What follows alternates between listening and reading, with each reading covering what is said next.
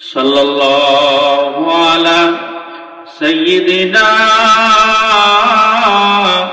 ওয়া মাওলানা মুহাম্মদ ওয়া আলা আলিহি ওয়া আসহাবিহি ওয়া সাল্লাম। ও মুসলমান, নিজের জবান দিয়া স্বীকার করা, দিল দিয়া এগুলোরে মানা এবং আমল দিয়া প্রকাশ করার নাম ঈমান। লা ইলাহা ইল্লাল্লাহ। নিজের জবান দিয়ে স্বীকার করা, আমল দিয়া এগুলোরে ভিতরে বসা, এগুলোর নাম হইল ঈমান। ও মুসলমান, ঈমান যার ভিতরে বেশি হবে, আল্লাহর তরফ থেকে পরীক্ষা আসবে। আল্লাহর তরফ থেকে পানির স্রোত যেভাবে আসে ওইভাবে ঈমানদারের উপরে আসবে বিপদ। কি আসবে? বিপদ আসবে। বাজারে দোকান আছে নন্দনপুর, দেখবেন দোকানে আগুন লাগছে। বাড়ি দিয়া দেখবেন সন্তান মরিয়ে গেছে। দেখবেন রাত্রের বেলা শিল পুড়িয়া দাঁত নষ্ট হয়ে গেছে। ঘরের মধ্যে অসুখ লেগে আছে, ছাড়ে না। ঈমান যার যত বেশি হবে, তত বিপদ তার আসবে। আল্লাহর নবী, আল্লাহর পয়গম্বর মুহাম্মদুর রাসূলুল্লাহ সাল্লাল্লাহু আলাইহি ওয়াসাল্লাম ঈমানের পরীক্ষা দিয়েছেন, কথা ঠিক কিনা? আল্লাহর পয়গম্বর তায়েফের ময়দানে ঈমানের পরীক্ষা দিয়েছেন, বড় কঠিন পরীক্ষা। ও মুসলমান, আজকে সামান্যতম ঈমান বিপদ আসলে আল্লাহকে বিভিন্ন ধরনের কথা বলা শুরু করি। আমার ঘরে অসুখ লেগে থাকে, আমার পাশের ঘরের লোক নামাজও পড়ে না, তার উপরে কোনো মুসিবত নাই। বলি কিনা? আমরা সকালবেলার মুমিন, সন্ধ্যাবেলা বেঈমান হয়ে যায়। ও মুসলমান, আল্লাহর নবীও পরীক্ষা দিয়েছেন। ঈমান এমন একটা দৌলত, সারা পৃথিবীর মানুষ যদি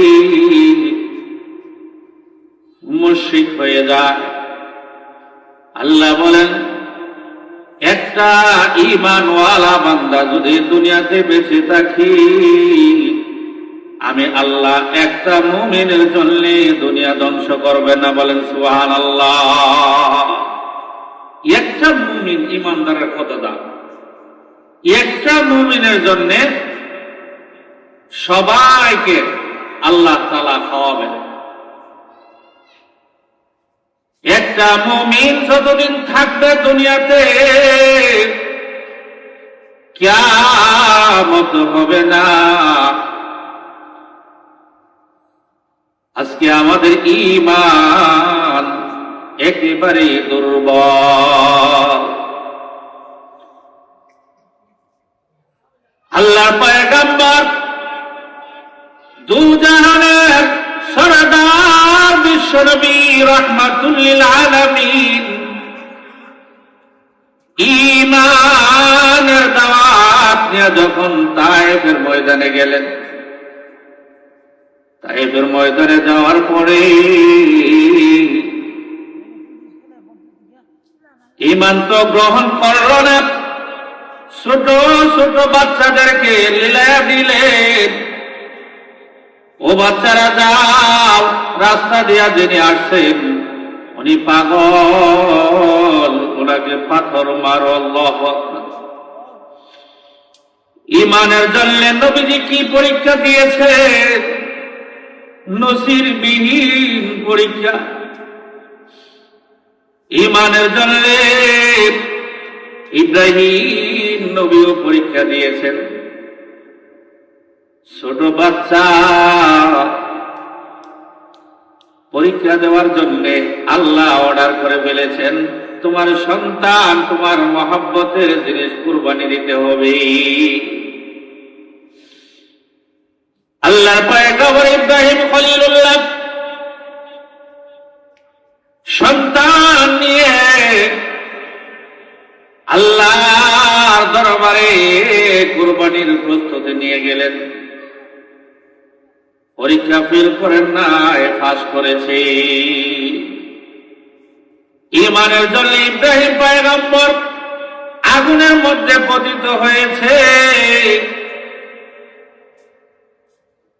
আল্লাহর পয়গম্বর দু জাহানের বাদশাহ নবীজি তায়েফের ময়দানে পাথর মারতে মারতে নবীজির শরীর মুবারক দিয়ে রক্ত বাহির করলেন। নাউযুবিল্লাহ। নবী আমার রক্ত বাহির হইতে হইতে জমিনে পড়ে গেলেন। তারপরেও তায়েফবাসীর উপরে বদদুয়া দেন নাই। আস্তে আস্তে গিয়া পাহাড়ের কিনারায় বসে নবীজি চোখের পানিগুলি ছাড়েন। আল্লাহর ফেরেশতাগুলি চোখ দিয়া পানি বাহির করে আর ডাক দিয়া বলেন, প্রভু কিভাবে সহ্য করো? দেখো তাকাইয়া আপনার হাবিব কত কষ্ট, শরীর দিয়ে রক্ত বাহির হচ্ছে। আল্লাহ আপনার কি দয়া লাগে না, মায়া লাগে না? আল্লাহ ডাক দিয়া বলেন, ও ফেরেশতারা, আমি চাই তায়েফবাসীদেরকে ধ্বংস করে দেওয়ার জন্য, কিন্তু কেন পারি না। ও ফেরেশতারা যাও, গিয়ে খবর নাও আমার হাবিব কি বলে। আল্লাহর ফেরেশতা জিবরাইল আলাইহিস সালাম নবীর সামনে আসিয়া বলেন, ইয়া রাসূলুল্লাহ, ইয়া হাবিবাল্লাহ, ও নবীজি, আপনি যদি হুকুম করেন তায়েফের দুই পাশে দুইটা পাহাড় আছে, ওই পাহাড়গুলি দিয়া তাদেরকে ধ্বংস করে দিব। আল্লাহর পয়গম্বর কি জবাবটা দিলেন? ওয়ামা আরসালনাকা ইল্লা রাহমাতাল লিল আলামিন।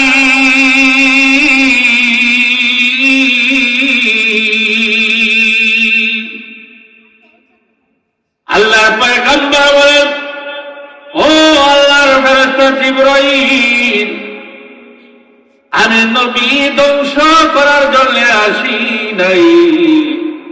আমি নবী আসছি সবাইকে রহমত দয়া করার জন্য। আমি ধ্বংসের জন্য আসি নাই। আজকে তায়েফের ছেলেরা চিনে না, এমন একটা দিন আসবে তারা যখন বুঝতে পারবে কার উপরে পাথর ঢিল মারছে, ওই দিন তারা কাঁদবে আর চোখের পানি সারিয়া সারিয়া আমি নবীকে বিশ্রাইবে। ঘটনা তো তাই হয়েছে। নবীজি তারপরেও বদ্ধ আকাশের দিকে তাকাইয়া ডাক দিয়া বলেন, আল্লাহ,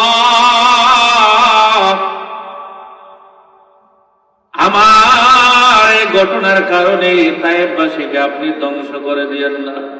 আল্লাহ, আপনি যদি ধ্বংস করে দেন, আমি কালিমা দাওয়াত কার কাছে প্রচার করব? ও মুসলমান, নবী সুলাইমান ঈমানের পরীক্ষা দিয়েছে। সুলাইমান আলাইহিস সালামের কি পাওয়ার ছিল? আজকে গাড়ি চালাইতে তেল লাগে, বিমান চালাইতে তেল লাগে, লাগে কিনা? সুলাইমান আলাইহিস সালামের সিংহাসন একটা ছিল, তেলও লাগতো না, হাওয়াও লাগে না। এই জন্য কবি বলেন, তেলে চলে তেলের গাড়ি,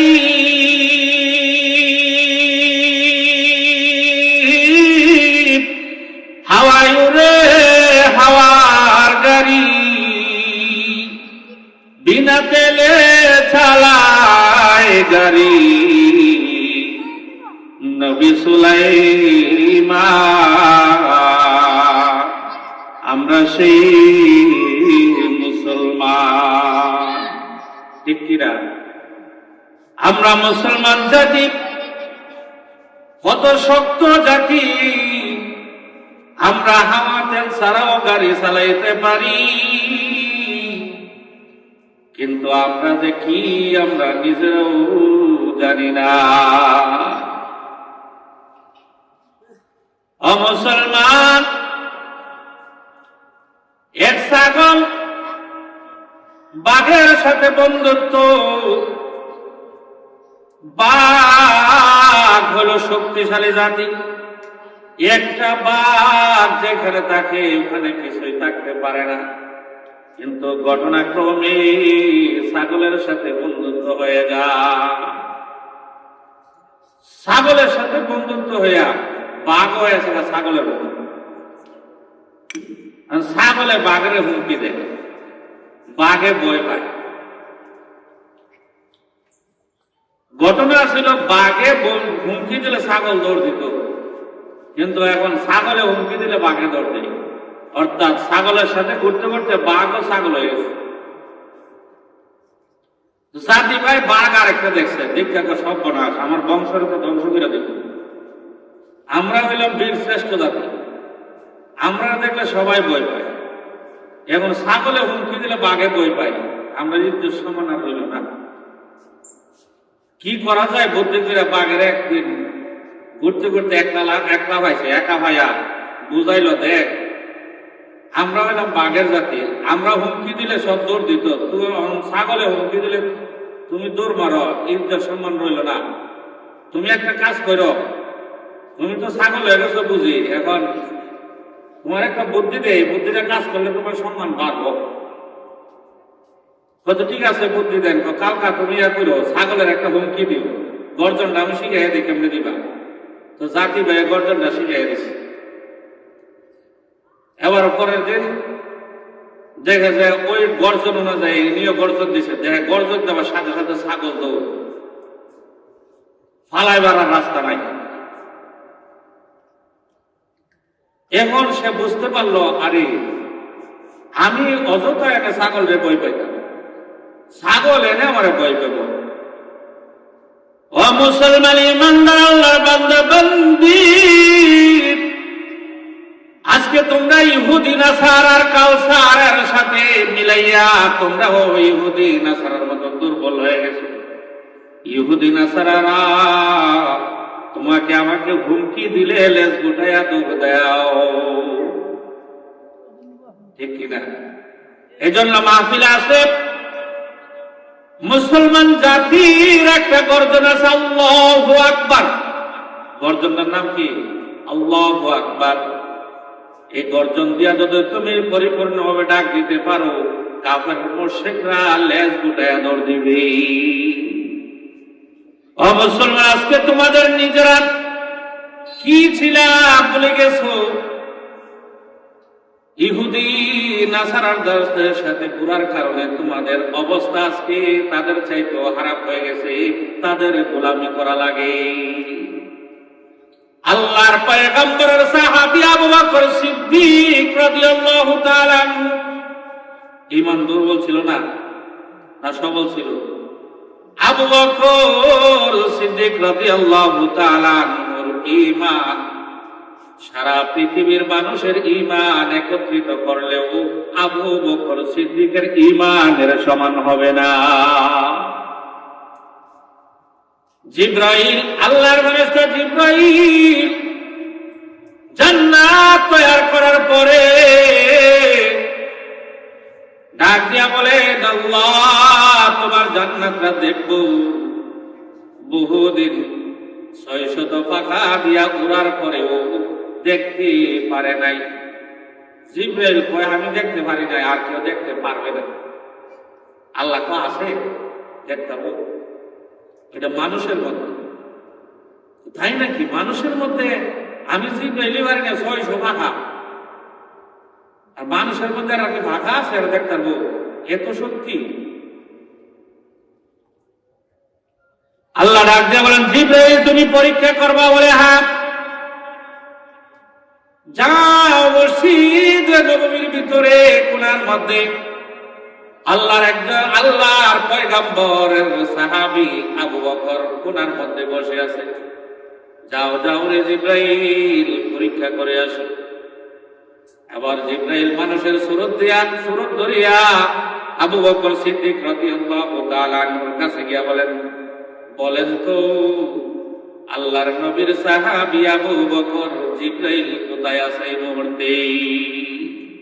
জিবরাইল কোথায় আছে? আবু বকর সিদ্দিক রাদিয়াল্লাহু তাআলা আনহু লাঠির উপরে বর দিয়া চোখ লাগিয়েছে আর খুলেছে। ডাক দিয়া বলেন, শোনো, জাহান্নাম করলাম, 7 আসমান করলাম, জান্নাত করলাম, সারা পৃথিবী ঘুরলাম, কোন জায়গায় জিবরাইলকে পাইলাম না।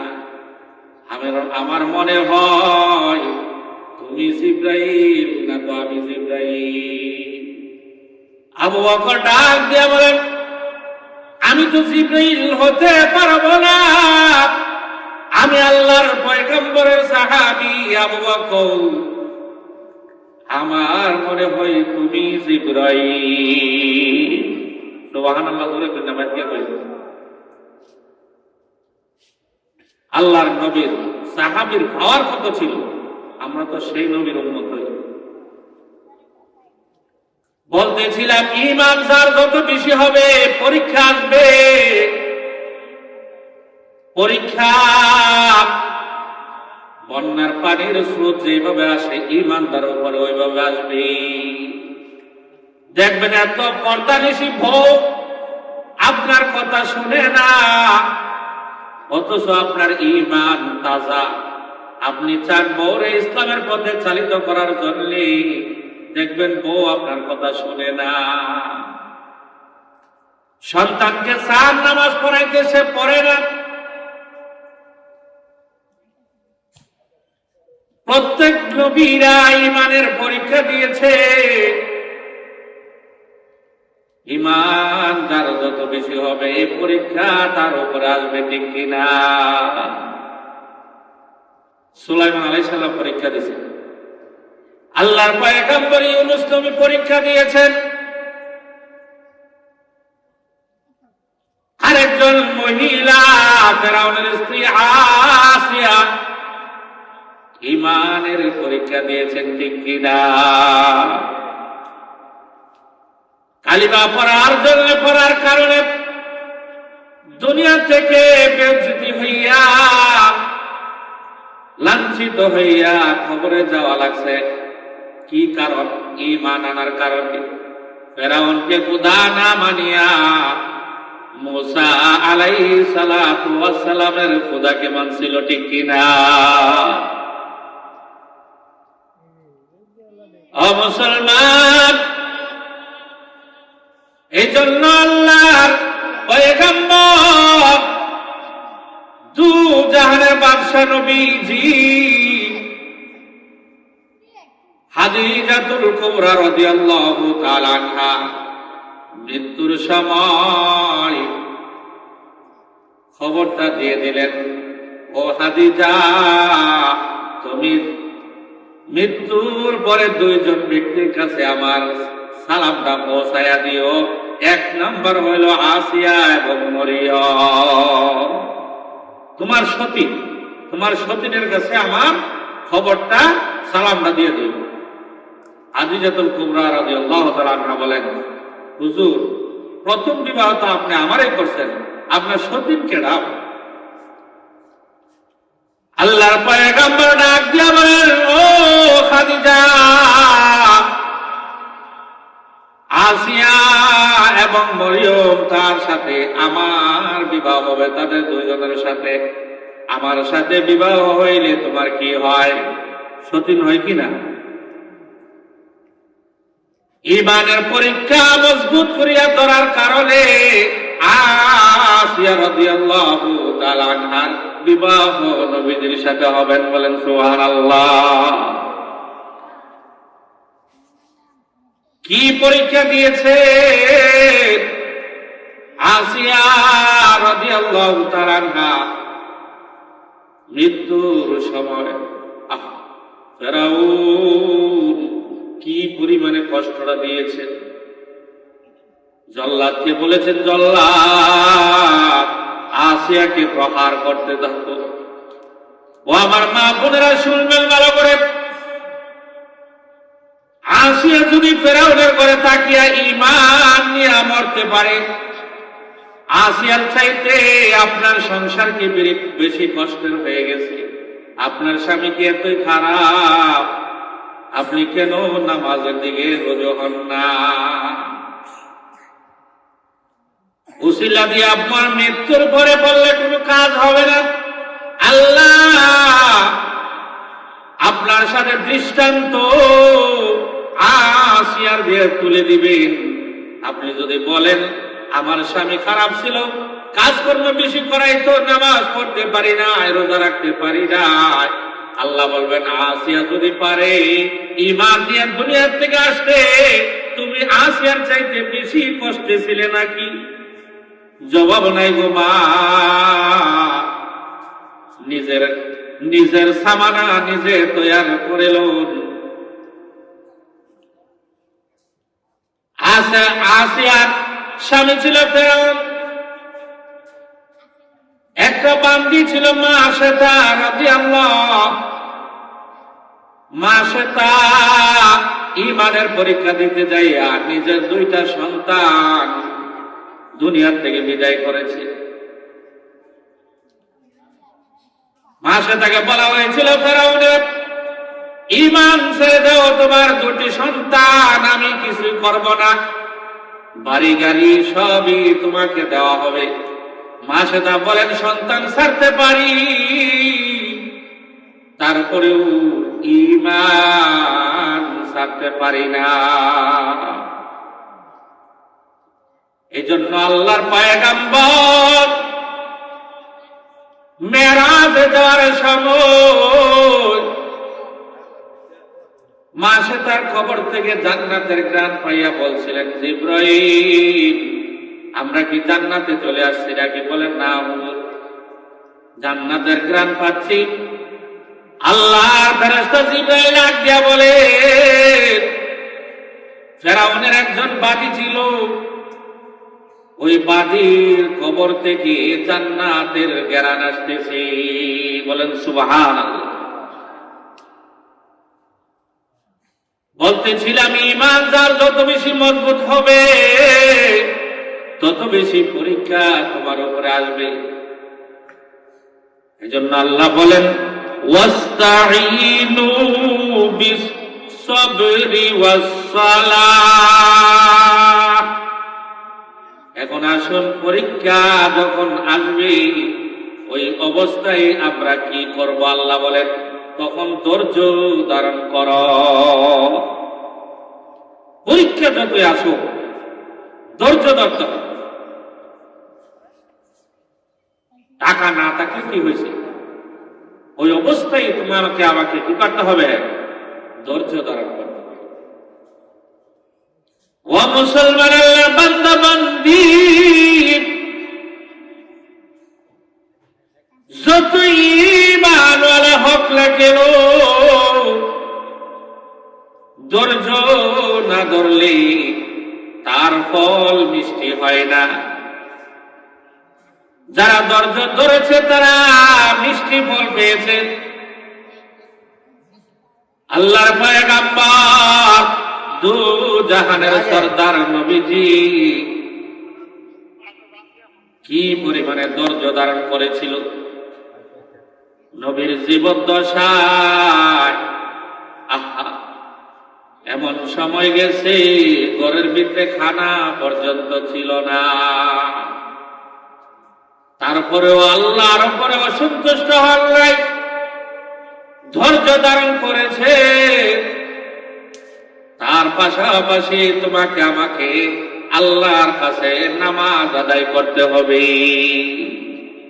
কি পরিমাণ ইমানদার আমরা! সামনে রমজান মাস আসতেছে, পরীক্ষা হয়ে যাবে।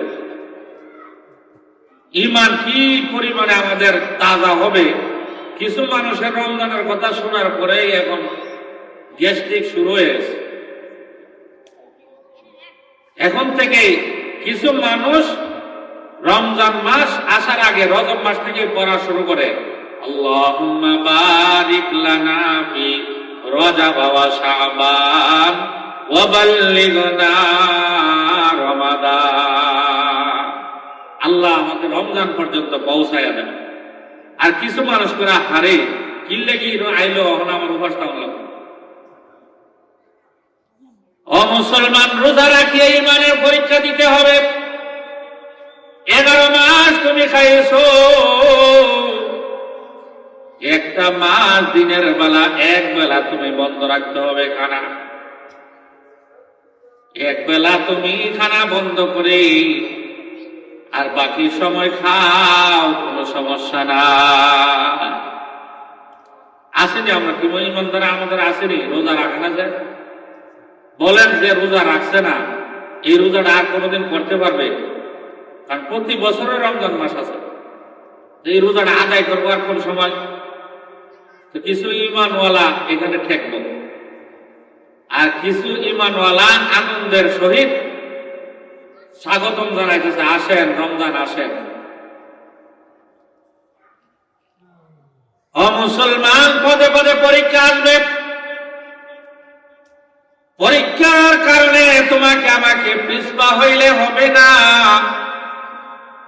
ধৈর্য ধারণ করতে হবে।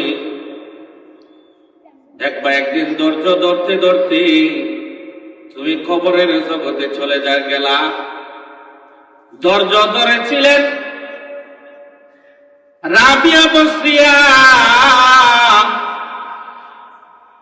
বিবাহ বন্ধনে আবদ্ধ হই নাই, বিছানার মধ্যে আরামের পিঠ লাগাই নাই, আরাম কি জিনিস বুঝে নাই।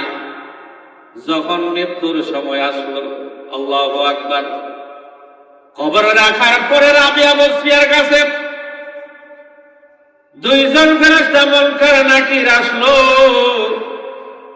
মান রাব্বুকা যখন বলার সাথে সাথে রাবিয়া বসরিয়া বলেন, আমি যদি বলি আমার রব আল্লাহ, আল্লাহ যদি বলে আমি রাবিয়ারে চিনি না। ও মুসলমান, ইমানদার বান্দা বান্দি নাই, ও মুনকার নাকির যাও যাও, আমি রাবিয়াকে আল্লাহ চিনি কিনা জিজ্ঞেস করো। মুনকার নাকির গিয়া বলেন, আল্লাহ রাবিয়া কি বলে, আপনি রাবিয়াকে চিনেন কিনা আপনাকে প্রশ্ন করার জন্য রাবিয়া বলল। আল্লাহ ডাক দিয়া বলেন, ও মুনকার নাকির ফেরেশতা, রাবিয়ার কাছে যাওয়ার দরকার নাই, প্রশ্নের দরকার নাই। আমি আল্লাহকে খুশি করার জন্য, ঈমানের জন্য রাবিয়া দুনিয়ার জিন্দেগিতে যুদ্ধ করেছেন আর ধৈর্য ধারণ করেছেন। আমার রাবিয়া সারা রাত ভোর দাঁড়ায়া দাঁড়ায়া নামাজ পড়েছি।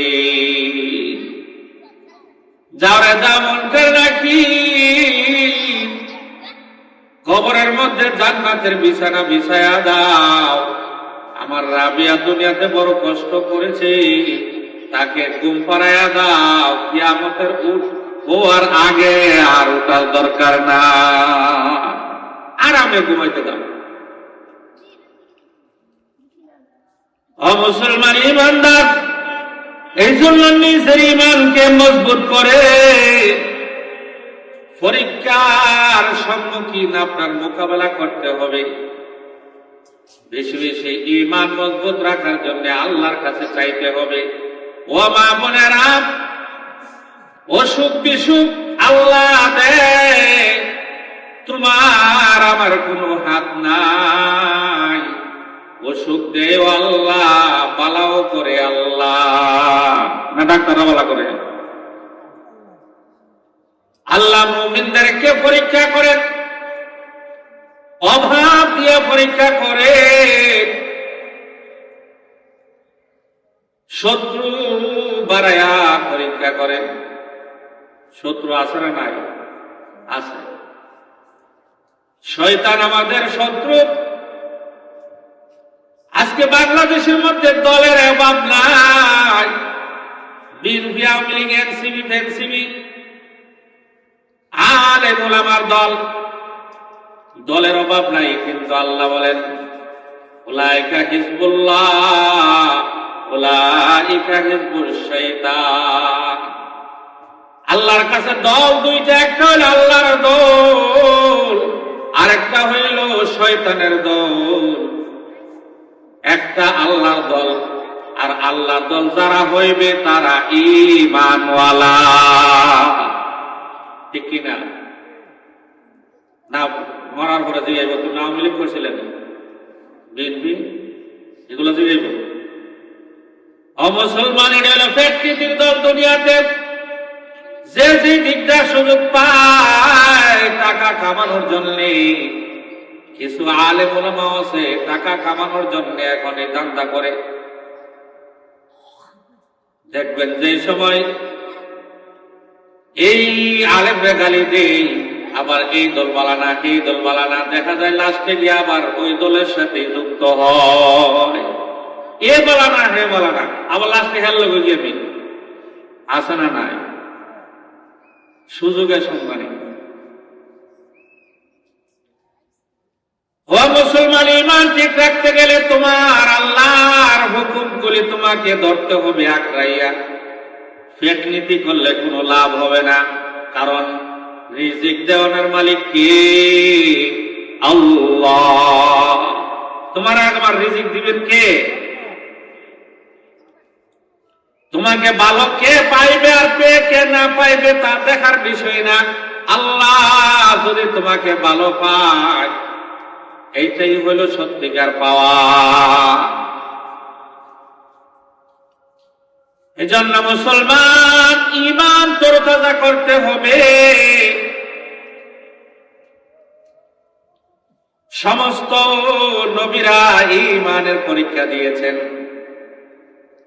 এখন নবীদের উম্মত গুলাও ঈমানের পরীক্ষা দিতে হবে।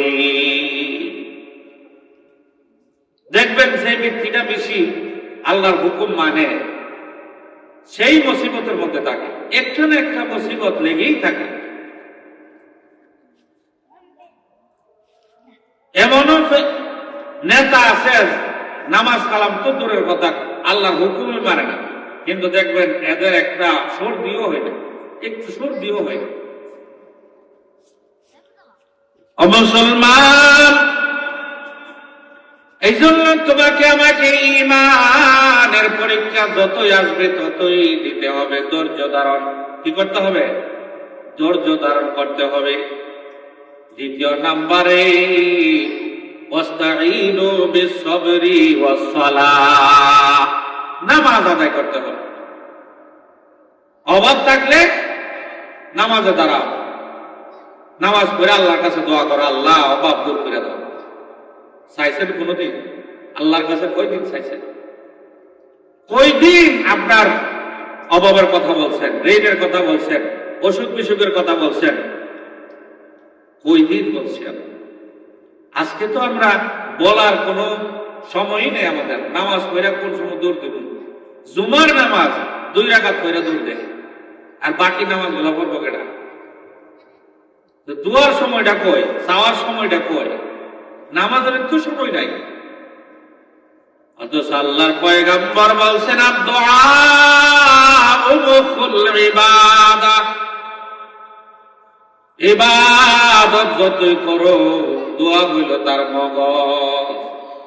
তুমি ইবাদত করার পরে আল্লাহর কাছে চাও, আল্লাহ অভাবে আছি, দৌলত দেও, সন্তান আদি অসুখ বিসুখের মধ্যে আছে, আল্লাহ অসুখ বিসুখ দূর করে দাও, আমার সন্তানগুলি আলেম বানায় দিও, মুসিবত থেকে আল্লাহ উদ্ধার করো। ও মুসলমান ভাই, কোন দিন তুমি বিছানায় পড়িয়া যাইবা তুমি নিজেও জানো না। আমার বাবা শামসুল আলম খন্দকার, শাহ আলম খন্দকার জীবনেও জানতো না বিছানার মধ্যে স্ট্রোক পড়িয়া থাকবে, প্যারালাইসিস হইয়া। এটা কি নিজে করছে না আল্লাহ করছে? আল্লাহ করছে। যদি জানতো এভাবে বিছানার মধ্যে পড়ে থাকবি তাহলে কোনদিন আর নাফরমানি করতো না। আজকে বিছানার মধ্যে পড়ে রয়েছে, আল্লাহ বালা না করলে আর জীবনেও বালা হবে না, এই অবস্থায় কবরেও যাইতে পারে, ঠিক কিনা? সবকিছু করেন আল্লাহ। সে যদি এখন এই সুখ অবস্থায় যদি ধৈর্য ধারণ করে, আল্লাহ তাআলা তাকে জীবনের পিছনের সমস্ত গুনাহ মাফ করে দিতে পারেন কিনা? এজন্য ধৈর্য ধারণ করব, আর ওয়াস্তাঈনু বিস-সাবরি ওয়াস-সালাহ, বেশি বেশি নামাজ পড়ব। সামনে রোজা আসতেছে, আমরা রোজাগুলি পালন করার জন্য প্রস্তুতি নেব।